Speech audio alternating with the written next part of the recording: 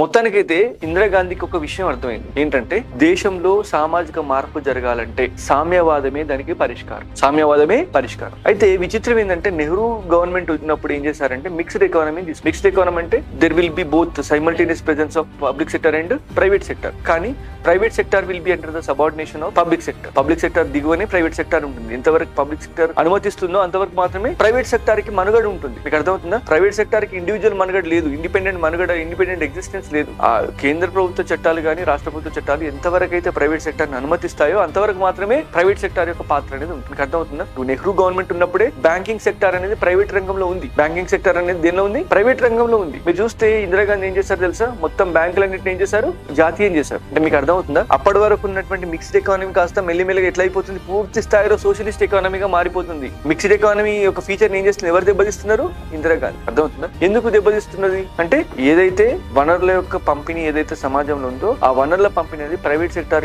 లో చేతులు ఇంకా ఉంది. దాన్ని పూర్తిగా ప్రజల పరం చేయాలంటే ఏం చేయాలి? జాతీయమే పరిష్కారం.